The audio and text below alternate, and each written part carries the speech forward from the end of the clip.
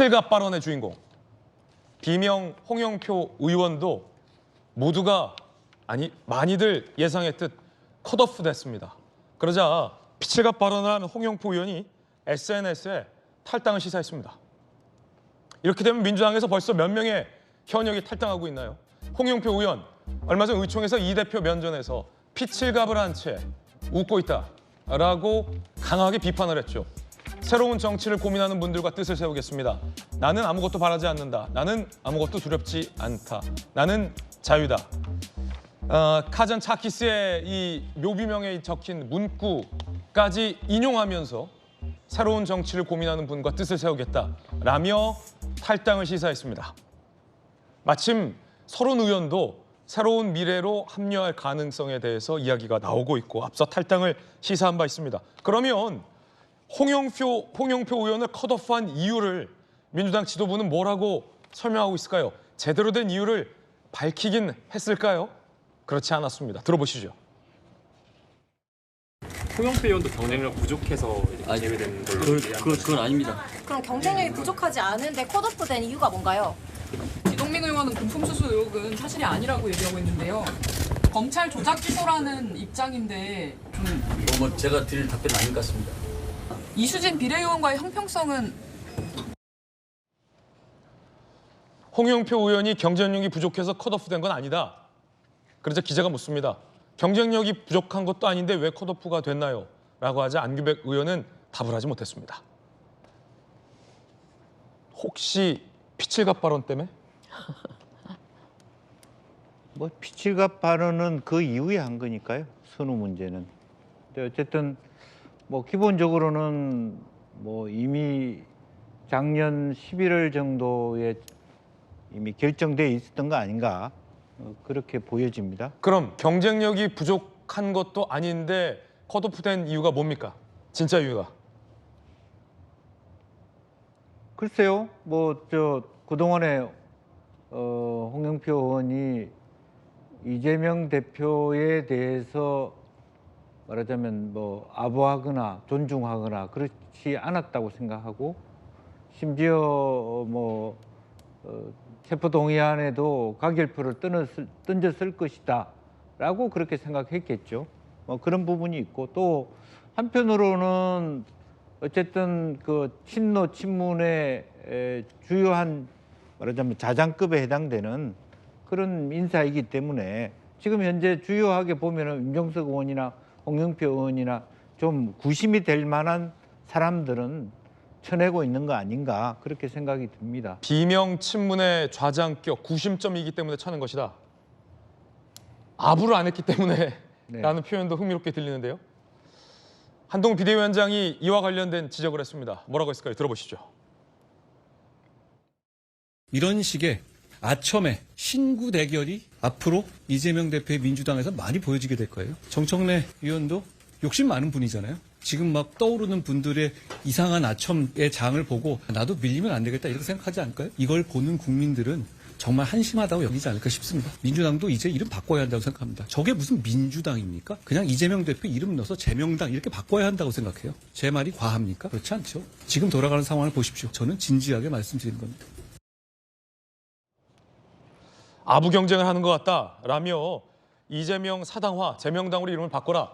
한동훈 비대위원장은 이렇게 지적을 했습니다.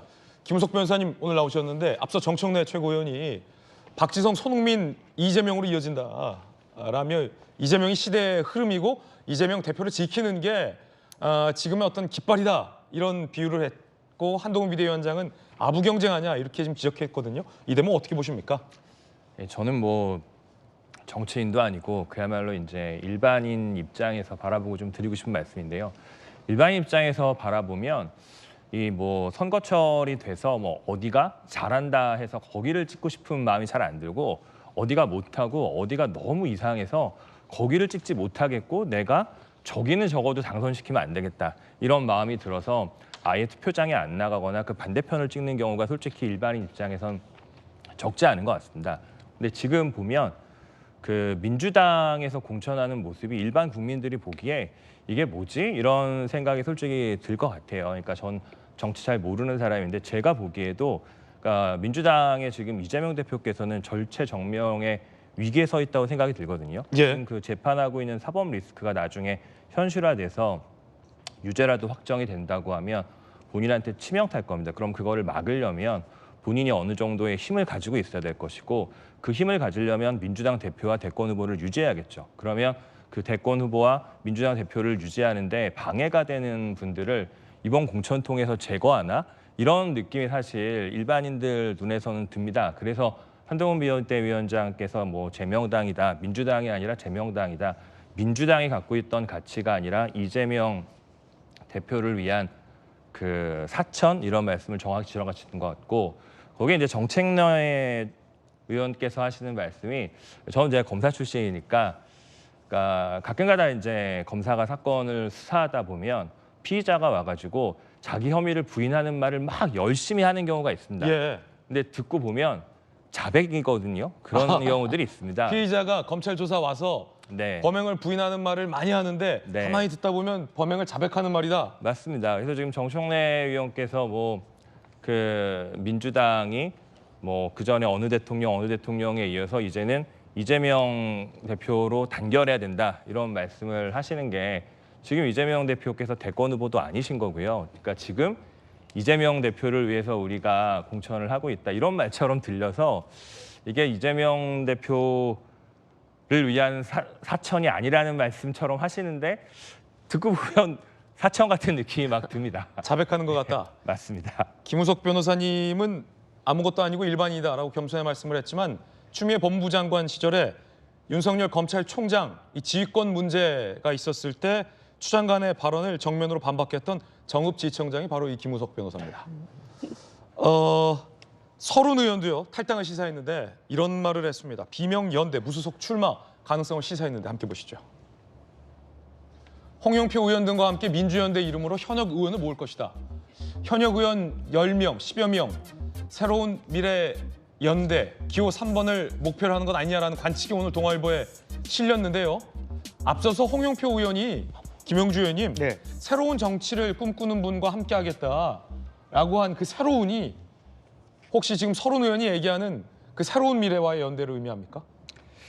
새로운 미래와 연대를 의미하지는 않을 겁니다. 그래요? 예. 그러니까 실제로 새로운 미래가 갖고 있는 그 태생적 한계는 제3지대로 가 있는 이도저도 못하는 그런 부분이 있는데 이제 저분들이 사실은 동교동계고 혹은 호남에 고향을 둔 많은 수도권 의원인데 이낙연 대표가 지니고 있는 호남의 비중 오늘 여론조사에도 나왔습니다만은 거의 1%대밖에 되지 않는 그런 부분을 보면서 거기에 들어갈 것 같지는 않아요. 그러면은 당에 합류하지 않고 선거 연대 정도입니까? 네. 비명 연대입니까? 옛날에 친박연대하고 같은 것이죠. 이제 그런 부분이 사실은 뭐 친문연대가 될지 어찌됐든 모르겠습니다만 이름 어떻게 할지 모르지만 이분들은 다시 힘을 모아서 당내에 들어가서 당내 투쟁을 하겠다는 의지가 더 강한 분이에요. 그러면 대부분이 다 경쟁력 있는 안규백 의원 얘기대로 현역 의원들인데 네. 민주당의 경쟁력 있는 현역 의원이 민주당 공천에 동의하지 않고 반발해서 무소속으로 출마하게 되면 그 지역의 이 대표와 가까운 인사들이 주로 공천을 받게 돼서 현역 비명 인사들과 경쟁을 하면 이 총선은 어떻게 되는 겁니까? 민주당 입장에서. 뭐 니 죽고 내 죽고 그런 총선이죠. 네 죽고 내 죽고 총선이다. 결국에는 국민의힘만 도와주는 부분이 될 텐데 그런 부분을 작심하고 할 수밖에 없는 상황에 빠졌다라고 하는 부분이에요. 사실은 이제 그런 것이 안타까운 거고 실제로 이것은 이미 이재명 대표가 총선의 승리보다는 당권을 확보하겠다는데 앞장서 있으면 이 사람들의 생각도 이미 뭐 국민의힘에 이겼다는 의미보다는 과거에 제가 2016년도에 네. 이해찬 대표가 김종인 비대위원장한테 컷오프 됐을 때 무소속으로 세종시에 나가서 당선돼서 다시 돌아왔잖아요. 그런 경우들이 생길 수 있는 거죠. 근데 다만 지금 현재 오늘 여론조사도 봤지만 그런 무소속들이 살아남아서 올 수 있을까요? 이제 그런 면에서 민주당은 이제 굉장히 파행 그리고 분당은 아니더라도 실제적으로 수도권 전패, 뭐 전패까지는 아니지만 굉장히 어려운 지경으로 가고 있는 거 아닌가 그렇게 보여집니다. 예, 아직 뭐 선거까지 기간이 남았기 때문에 선거 결과를 예측하긴 힘들다라는 말씀 드리겠습니다. 김용주 의원님의 흥미로운 분석 전해드리고 있는데요. 그렇게 되면 민주당에 벌써 현역이 몇 명이나 탈당한 거죠? 혹시 피디님 합쳐보셨나요? 계산해보셨나요?